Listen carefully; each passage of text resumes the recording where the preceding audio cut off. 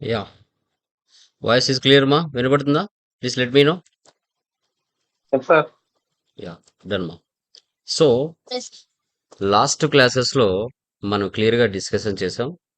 Service కంపెనీలో 12 months transactions and adjustment entries, consulting fees, salary adjustments, discounts received are allowed, cheque bounces, ఇవన్నీ ఎలా చేయాలి అనేసి క్లియర్గా ఎస్టర్డే క్లాస్లో ఒక సర్వీస్ కంపెనీలో 12 మంత్స్ ట్రాన్సాక్షన్స్ ఎలా పోస్ట్ చేయాలో క్లియర్గా ఎక్స్ప్లెయిన్ చేయడం జరిగింది.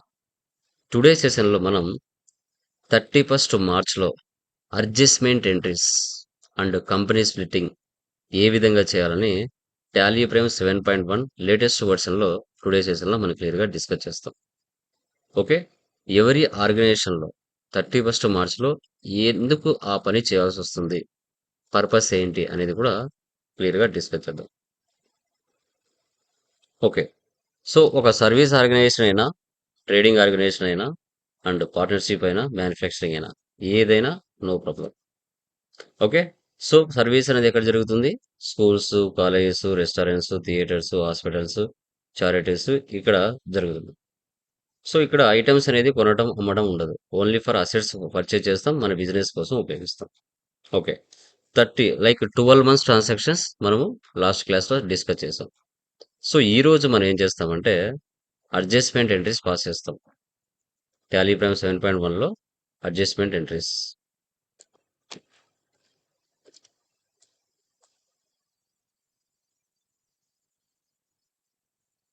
డన్. సో ఇక్కడ వీటిని ఏమంటాం? అడ్జస్ట్మెంట్ ఎంట్రీస్, లేదంటే year end activities. Year end activities వీటిని ఎప్పుడు చేస్తాం మనం? 31st మార్చ్లో మనం వీటిని చేస్తాం. 31st మార్చ్లో వీటిని మనం అడ్జస్ట్మెంట్ చేస్తాం. ఓకే, సో ఇక్కడ లైక్ ఎక్స్పెన్సెస్ అండ్ ఇన్కమ్స్, వీటిని మనం ఏం చేస్తామంటే కరెంట్ అసెట్స్ గాను అండ్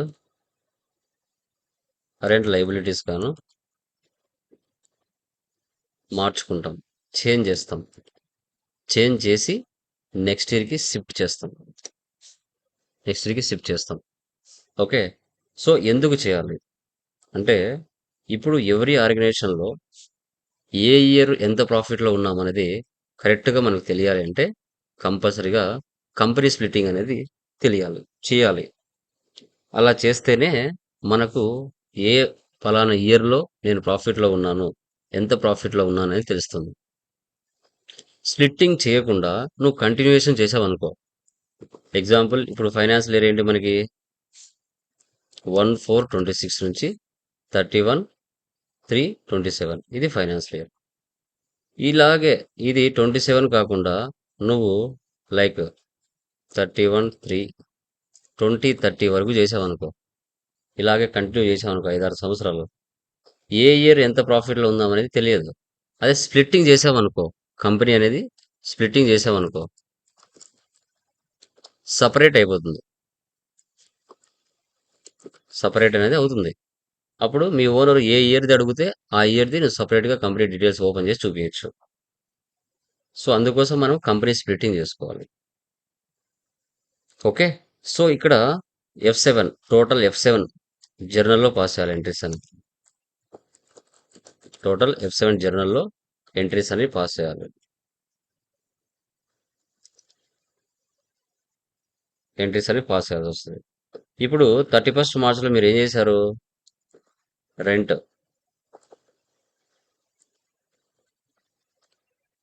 మనం ఏం చేయాలంటే రెంట్ డెబిట్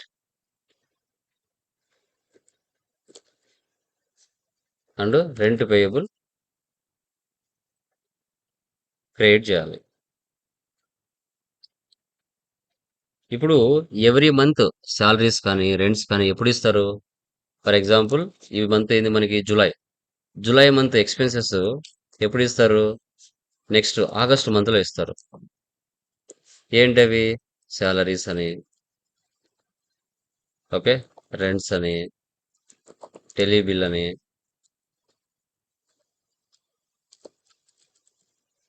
ఇవన్నీ కూడా జూలై మంత్‌టి ఆగస్ట్ మంత్‌లో ఇస్తారు. ఎప్పుడు ఏ డేట్ నుంచి ఏ డేట్ లోపల ఇవ్వచ్చు? 1 తారీఖు నుంచి 5 తారీఖు లోపల ఇవ్వచ్చు. 1 తారీఖు నుంచి 1 to 5th 1 to 5th లోపల ఇవ్వచ్చు. సో కాబట్టి కానీ 31st మార్చ్‌లో ఏం చేస్తాం? మన బుక్స్ ఆఫ్ అకౌంట్స్ క్లోజ్ చేయాలి. కాబట్టి కంపల్సరీగా ఆ ఇయర్‌ని స్ప్లిట్ చేయాలి. ఇవ్వకపోయినా ఇచ్చినట్టుగా మనం ఎంట్రీస్ అనేది పాస్ చేస్తాం. 31st 3లో. Okay. Rent debit, rent payable credit. Salary debit, salary payable credit. Telephone bill debit, telephone bill payable credit. Electricity bill debit, electricity payable credit. అట్లా పే చేయకపోయినా పే చేసినట్టుగా మనం చూపించుకుంటాం. ఓకే. డన్. సో ఇప్పుడు ఇవి చూడండి ఎలా ఉంటాయి అడ్జస్ట్మెంట్ ఎంట్రీస్.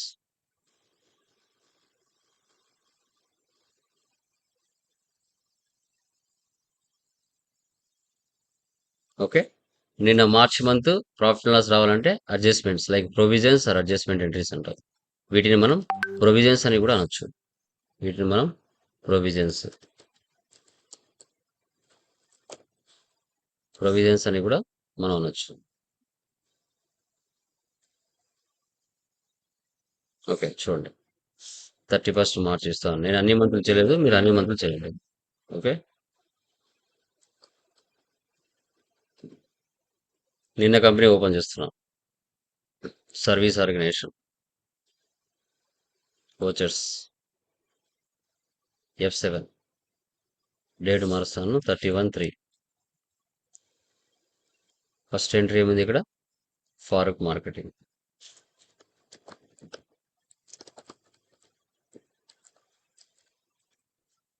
సండ్రీ డెప్టర్స్ F7లో ఎంటర్ చేయాలి మనం 20,000. Consulting fees. Next office rent 2,500. Rent payable. Already salaries rents అవన్నీ ప్రీవియస్ చేసుకుంటూ వచ్చింటారు మీరు.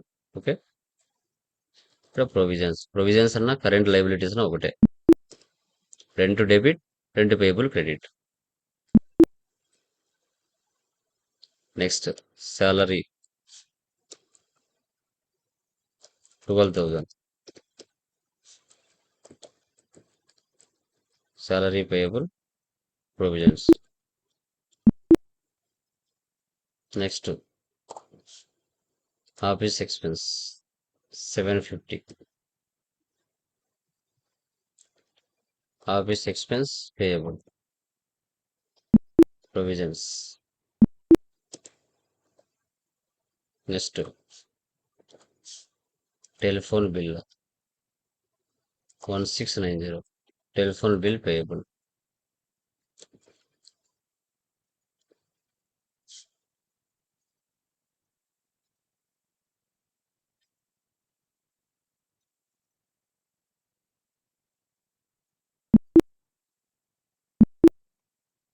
Next convenience expense. Convenience bill అన్న ఎక్స్పెన్స్ అన్న ఒకటే 1300.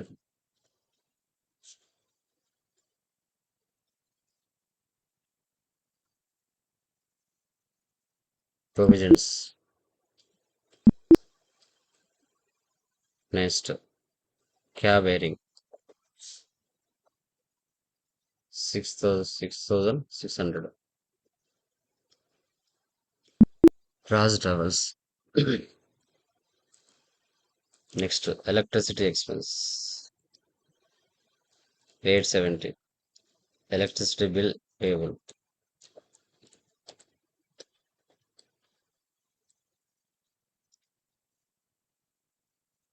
ప్రొవిజన్స్. ఇలా ప్రొవిజన్స్ అన్ని కూడా మనం పేయబుల్స్ ఇలా ఎంటర్ చేయాలి. ఇప్పుడు స్టార్టింగ్ లో ఏప్రిల్ మంత్ లో కొన్ని అసెట్స్ మీరు పర్చేజ్ చేసింటారు. ఆ అసెట్స్ మీద ఏం చేయాలి? డిప్రిసియేషన్ తీయాలి. లైక్ ఫర్నిచర్ అని, కంప్యూటర్ అని, బిల్డింగ్ అని, మెషినరీ అని, ఎయిర్ కండిషనర్ అని ఇలా ఉంటాయి. ఓకే. సో ఈ విధంగా వీటి మీద డిప్రిసియేషన్ తీయాలి.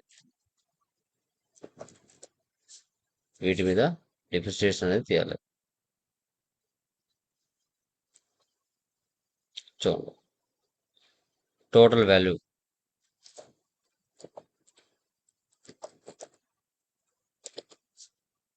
Indirect expenses. So total value ఎంత? 14401.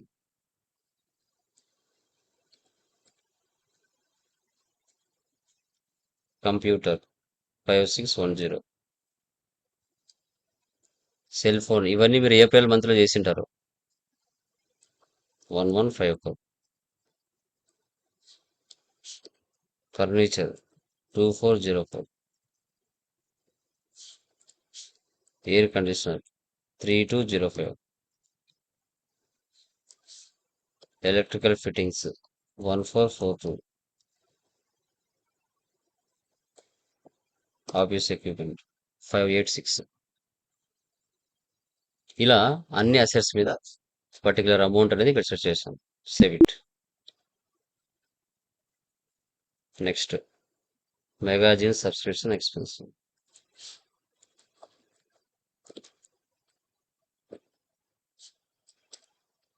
Indirect expense 900. ప్రీపెయిడ్ ఆల్రెడీ మనం చేస్తుంటాం. మీరు జూలై మంత్ లో చేసింటారు prepaid magazine subscription. Next insurance expense.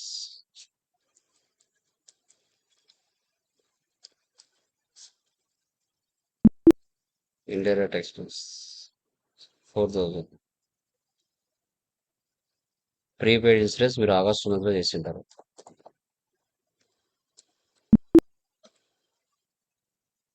Next income tax expense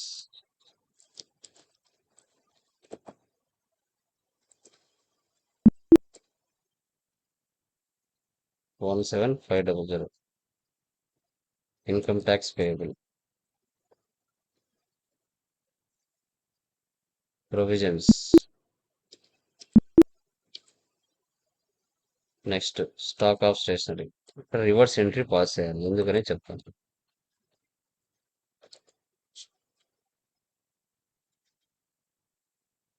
current assets 5000. Stationery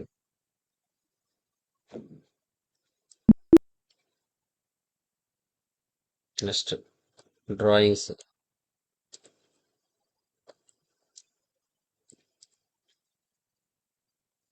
ఇక్కడ వరకు చేయాలి. ఇక్కడ వరకు చేస్తే మీకు మార్చి మంత్ ప్రాఫిట్ అండ్ లాస్ ఈ వాల్యూ చూపిస్తుంది మీరు 12 మంత్స్ చేస్తే. ఓకే, ఇప్పుడు ఈ వచ్చిన ప్రాఫిట్ ని క్యాపిటల్ కలపాలి, క్యాపిటల్ వాల్యూ పెరుగుతుంది. నాకు ఇక్కడ వేరే వాల్యూ వచ్చి ఉంటుంది, మీకు అక్కడ ఆ వాల్యూ వస్తుంది. 49721. ఇక్కడ కరెంట్ బ్యాలెన్స్ ఉంది కదా, అది జీరో అయిపోతుంది. యాక్చువల్గా జీరో అయిపోతుంది, అది క్యాపిటల్ కలుపుతుంది. మీకు రియల్ టైంలో మీరు వర్క్ చేసేటప్పుడు జీరో అయిపోతుంది. నాకు ఇక్కడ యాడ్ అయింది, మీకు ఇక్కడ జీరో అవుతుంది. Okay, save it. Profit and loss zero చేసి అది క్యాపిటల్ కలిపితే క్యాపిటల్ వాల్యూ ఇంక్రీజ్ అవుతుంది. ఎంటర్. ఈ విధంగా 31st మార్చ్లో మన బుక్స్ ఆఫ్ అకౌంట్స్ కానీ ఇలా చేయాలి. ఓకే, సో ఇప్పుడు పేజీ నెంబర్ మీరు 12లోకి వెళ్తే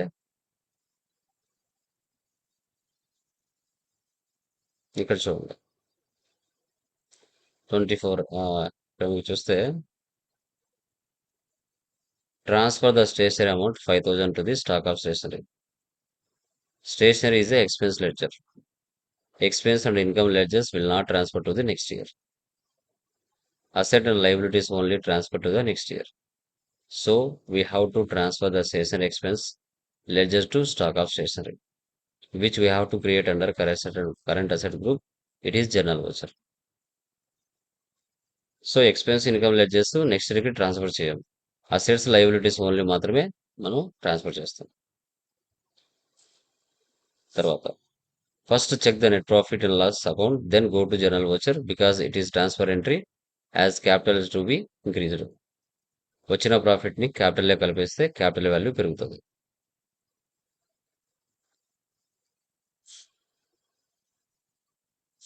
Generally, expenses like salaries, rent paid in the next month, but we have to close the accounts in the month of March because the financial year from 1 April to 31st March. So we have to transfer the expense into liabilities. Rent to debit, rent to payable, credit. In the next financial year, we have to pass the entry like this. ఇప్పుడు మనం ఏం చేయాలి? ఇప్పుడు F7లో post చేసాం. కంపెనీని split చేయాలి. Split చేసిన తర్వాత ఇక్కడ రెంట్ డెబిట్ అయింది, రెంట్ పేయబుల్ క్రెడిట్ అయింది. కానీ స్ప్లిట్ చేసిన తర్వాత debit rent payable, credit cash or bank అవుతుంది. ఇప్పుడు కంపెనీ స్ప్లిట్టింగ్ చేద్దాం. మనకి బ్యాలెన్స్ షీట్ వాల్యూస్ ఎంత ఉన్నాయో చూద్దాం. Alt F1 expander. సో ఇక్కడ నేను అన్ని మంత్స్ చేయలేదు కాబట్టి నాకు ఇలా చూపిస్తున్నాయి. మీరు అన్ని మంత్స్ చూస్తే మీకు ప్రాపర్గా వస్తాయి. నాకు ఇక్కడ 3,96,000 కనబడుతుంది. ఓకే, ఇదే క్లోజింగ్ బ్యాలెన్స్ అంతా నెక్స్ట్ ఇయర్కి ఓపెనింగ్ బ్యాలెన్స్గా మారుతుంది. నెక్స్ట్ ఇయర్కి ఓపెనింగ్ బ్యాలెన్స్గా. ఓకే, చూడండి. ఇప్పుడు కంపెనీని స్ప్లిట్టింగ్ చేస్తున్నాము. స్ప్లిట్టింగ్ చేసేటప్పుడు మీ యొక్క సీనియర్స్ ఎవరైతే ఉంటారో ఆ సీనియర్స్ని మీరు 1-2 సార్లు అడగాలి. వాళ్ళు అడిగిన తర్వాత వాళ్ళు ఓకే అంటేనే మీరు కంపెనీ స్ప్లిట్టింగ్ చేయాలి. లేదంటే మీరు ఓన్ డెసిషన్ అనేది తీసుకోకూడదు. ఒకవేళ స్ప్లిట్టింగ్ చేసేటప్పుడు డేటా బ్యాకప్ తీసుకోవాలి. డేటా బ్యాకప్ తీసుకుంటే ఒకవేళ స్ప్లిట్ చేసినా కూడా అది ఏమైనా ప్రాబ్లం అయినా మళ్ళీ ఆ డేటాని ఇక్కడ పేస్ట్ చేసుకొని మళ్ళీ స్ప్లిట్ చేసుకోవచ్చు. No problem. సో ఆ డేటా బ్యాకప్ ఎలా తీస్తాం? మీ సిస్టంలో మీ యొక్క డేటా ఎక్కడ ఉందని చూసుకోవాలి. ఇప్పుడు సర్వీస్ ఆర్గనైజేషన్ జూలై 14, దీని నెంబర్ ఎంత? 100,110. ఓకే, ఈ డేటా ఎక్కడ ఉందనేది నువ్వు చూసుకోవాలి. ఆల్టర్లోకి వెళ్తే మన కంపెనీ చూపించలేదు కదా. యా, క్లోజ్ చేశాను. టాలీ క్లోజ్ చేస్తే 100,110.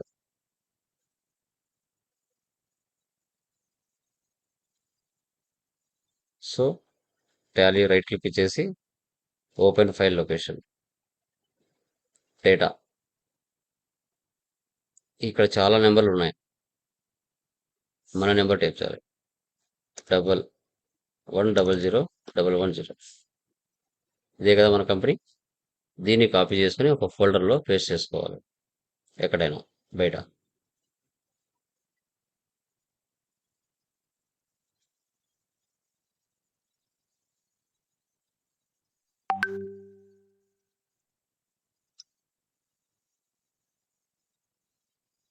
ఇక్కడ ఆ డేటాని పేస్ట్ చేయాలి.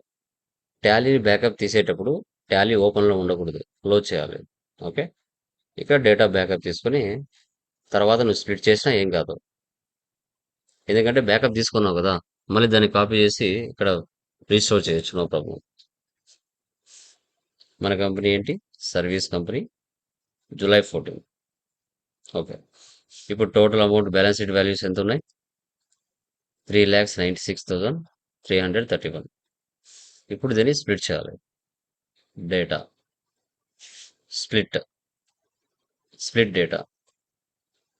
It is recommended that you verify the company data before splitting. Split. Service company July 14. ఇక్కడ చూడండి 1/4/27. ఇక్కడ ఏ డేట్ పెడితే ఆ డేట్ ఇవ్వకూడదు. 1/5/27 ఇలా ఇవ్వకూడదు. కంపల్సరీగా 1/4/27 నెక్స్ట్ ఇయరే ఉండాలి. ఖచ్చితంగా నెక్స్ట్ ఇయరే ఉండాలి. Okay, enter. ఇక్కడ చూడండి from split date, before split date and into 2 companies. From split date, before split date. From split date అంటే ఏ డేట్ నుంచి, బిఫోర్ అంటే బిఫోర్ ఏ డేట్ నుంచి, ఇంటూ 2 కంపెనీస్ ప్రజెంట్. ఇప్పుడు ఆల్రెడీ సర్వీస్ ఆర్గనైజేషన్ జూలై 14 అని ఒక original company ఉంది. Into 2 companies తీసుకున్నామంటే ఒకటి డూప్లికేట్, ఒకటి ఒరిజినల్, మరొకటి వస్తాయి. అంటే 2 కంపెనీలు జనరేట్ అవుతాయి. 2 companies will be created with the data from 1 April 26 to 31 March 27 and 1 April 27 to 31 March 27 respectively. The company names will include the financial year beginning date. Yes. Continue to split company data. Yes. Okay, చూసారా? ఇప్పుడు వీటిని alter చేసుకోవాలి. Alter, అప్పుడు లెఫ్ట్లో company, alter, మధ్యలో ఉన్న company delete చేయాలి, అది extra company. Alt D, D for delete.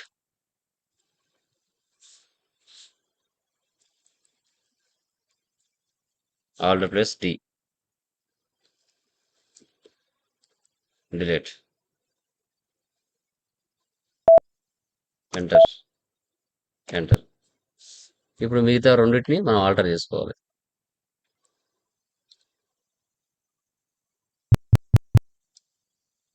ఇక్కడ వచ్చేసి 26, 27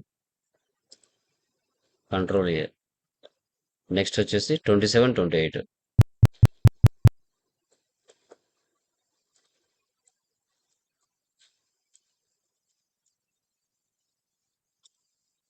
ఈ విధంగా ఆల్టర్ చేసుకోవాలి. ఎస్కేప్. మీ ఓనర్ వచ్చి అడుగుతాడు, బాబు పలానా 26, 27 కంపెనీ ఓపెన్ చేసి పలానా మంత్లో ఎంత ప్రాఫిట్ వచ్చిందని చూడు అంటారు. అప్పుడు ఈ రెండిట్లో ఏది ఓపెన్ చేయాలి? 26, 27 ఓపెన్ చేయాలి. మళ్ళీ పలానా బాబు 27, 28 కంపెనీ ఓపెన్ చేసి పలానా మంత్లో ప్రాఫిట్ ఎంత వచ్చిందో చూడు అంటారు. అప్పుడు 27, 28 ఓపెన్ చేయాలి. ఓకే. నో వచ్చేసి అంటాడంటే ఇది కొత్త కంపెనీ. లాస్ట్ ఇయర్లో మిగిలిన క్లోజింగ్ బ్యాలెన్స్ అంతా ఈ ఇయర్లోకి ఓపెనింగ్ బ్యాలెన్స్ వచ్చిందా లేదా చూద్దాం. Balance sheet Alt F1 expand. చూసారా? 3,96,331 లాస్ట్ ఇయర్లో ఉన్న క్లోజింగ్ బ్యాలెన్స్ ఈ ఇయర్కి ఓపెనింగ్ బ్యాలెన్స్ వచ్చింది. ఓకే, కావాలంటే చూడండి 26, 27 same last year amount 27, 28 balance sheet same వచ్చేస్తుంది. ఎస్కేప్. ఇప్పుడు మనం ఓచర్స్లోకి వెళ్ళి ఇప్పుడు ఏం చేస్తున్నాం? In the next financial year, we have to pass the rent entry like this. Debit rent payable, credit cash. Okay, అదే పని చేద్దాం. Rent payable credit 2500 cash. So ఇక్కడ ఏమంటుంది? Date can't be below the financial year beginning date అంటుంది. ఇప్పుడు ఏం చేయాలి ఇక్కడ? ఇప్పుడు డేట్ మారట్లేదు, ఎందుకని? ఇది కొత్త కంపెనీనే కదా, ఎందుకు తీసుకోవట్లేదా? ఎక్కడ మార్చాలి దీన్ని చెప్పండి? ఏ ప్లేస్లో మార్చాలి? న్యూ కంపెనీలో లాస్ట్ 31st మార్చ్లో F7లో జర్నల్ పాస్ చేస్తాం. సో దాన్ని ఏం చేస్తాం? మనము న్యూ కంపెనీలో లాస్ట్ ఇయర్లో F7లో పోస్ట్ చేసిన ఎంట్రీస్ని న్యూ ఇయర్లో పేమెంట్లో పోస్ట్ చేసి జీరో చేయాలి. ఇప్పుడు అది చేస్తుంటే సేవ్ అవ్వట్లేదు. ఎక్కడ ఏం మార్చాలి అది చెప్పండి? ఎక్కడ ఏమి మార్చాలి చెప్పండి? సార్ కంపెనీ క్రియేషన్ లో ఫైనాన్షియల్ ఇయర్ లో అక్కడ మార్చుకోవాలి సార్. ఆల్రెడీ కంపెనీ వేరియేషన్లో 27, 28 ఉంది కదా, మార్చేది ఏముంది? ఉంది కదా. ఆల్ట్ F2 చేసి మార్చాలి. ఇక్కడ ఎక్కడ మార్చాలి? Alt F2.